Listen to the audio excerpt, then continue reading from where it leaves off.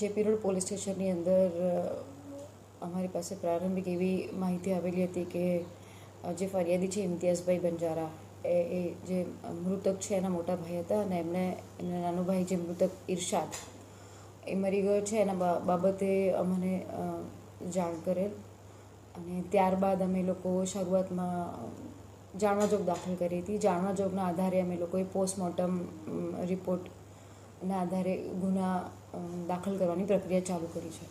Postmortem રિપોર્ટમાં શું સામે આવ્યું છે? ભાઈનું મૃત્યુ થવાનું પાછળનું મુખ્ય કારણ શું આવ્યું છે?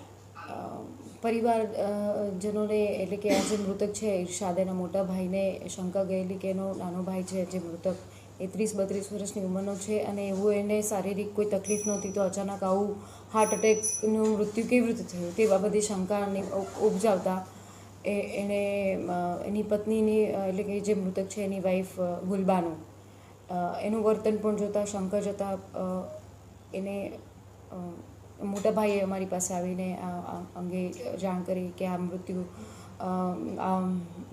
કુદરતી નથી મૃત્યુ પરંતુ અમને આ શંકા છે. રિપોર્ટ શું કહે છે પીએમ?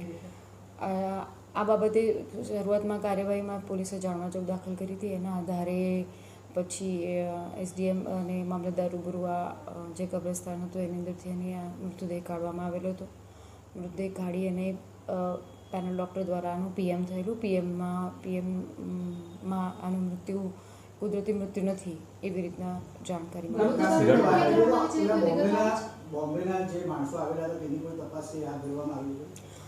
હા, આ મૃત્યુ કેવી રીતે થયું છે એના શું કારણો છે પ્રારંભિક પીએમ રિપોર્ટ આવેલો છે. અમે ડિટેલ તપાસ કરી છે કે આગળ આ મૃત્યુ થવાનું મુખ્ય કારણ શું છે અને કેવી રીતે મારવામાં આવેલું અને આમાં આ મોત કોણે નિપજાઈ છે, એની વાઈફ છે એની સાથે કોણ મળતિયા છે એની એ શંકા અત્યારે હાલ વ્યક્ત થઈ રહી છે. આધારે પોલીસ આગળ તપાસ કરી રહી છે. મૃતકની પત્નીની અત્યારે પ્રારંભિક પૂછપરછની અંદર એને કબૂલ્યું છે ખરું કે?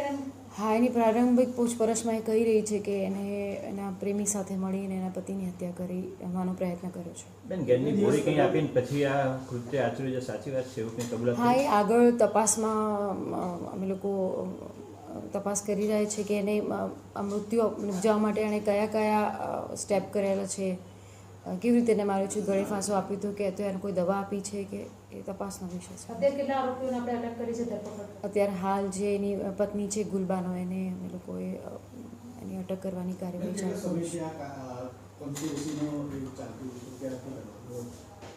સૌથી પહેલાં તો અમારી પાસે જાણવા જોગાયેલી હતી કે અમારો જે ભાઈ છે એ કુદરતી મૃત્યુ નથી